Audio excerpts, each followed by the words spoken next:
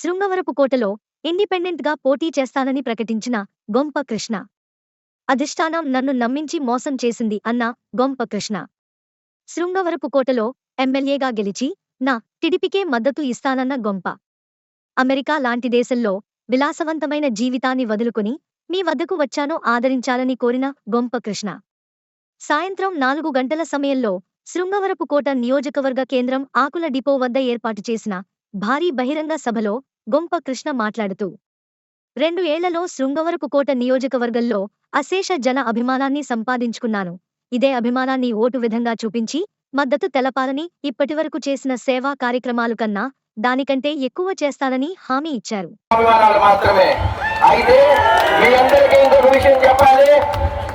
నేను ఈ స్థాయికి రావడానికి నా మిత్రుడు లోకేష్ గారు కూడా చాలా అవకాశాలు కల్పించారు. అతనికి ఇప్పుడే కాదు ఎప్పుడూ కూడా నేను జన్మతా రుణపడి ఉంటాను. చంద్రబాబు నాయుడు గారు కానీ లోకేష్ గారు కానీ ఈ జీవితంలో మర్చిపోలేని అవకాశం ఇచ్చారు.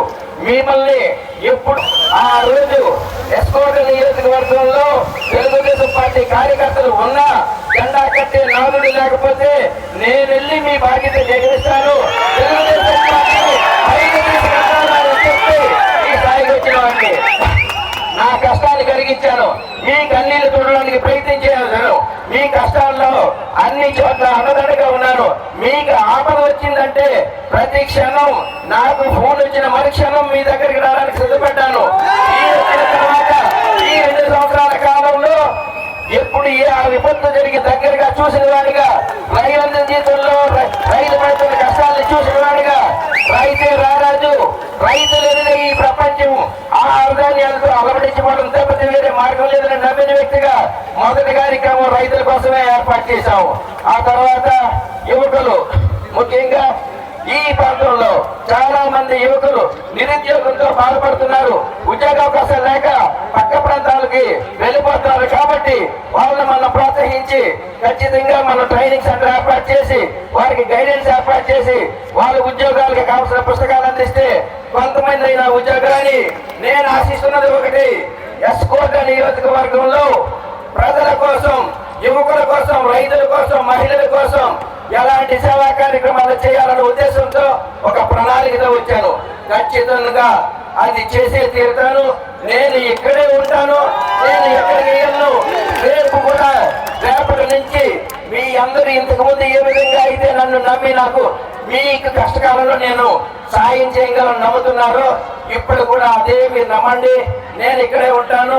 మీరు ఎప్పుడైనా నన్ను సందర్శించవచ్చు. మీరు ఇక్కడ గొంప కృష్ణ మీతో పాటే ఉంటాడు. తెలుగుదేశం అగ్రజమానులకు అందరికీ కూడా నా శిరస్సు నుంచి నమస్కరిస్తున్నాను. నేను ఈ నియోజకవర్గం వచ్చి 2 సంవత్సరాల కాలంలో ఆ రోజు వచ్చింది నేను ఒక్కరిని అయితే ఈ రోజు వచ్చిన వేలాది మందిని చూస్తూ వచ్చాను. ఆ బాధ్యతను నెరవేర్చి ఈ నియోజకవర్గంలో అభివృద్ధికి కట్టుబడి ఉన్నాను. ఖచ్చితంగా మీ అందరికీ మరొకసారి మాటిస్తున్నాను. నేను ఇక్కడికి వచ్చింది ఒక బాధ్యత. దాన్ని భరిస్తాను, మోస్తాను, ఎంతకైనా తెగిస్తాను, మీ కోసం ఎంతకైనా నిలబడతాను.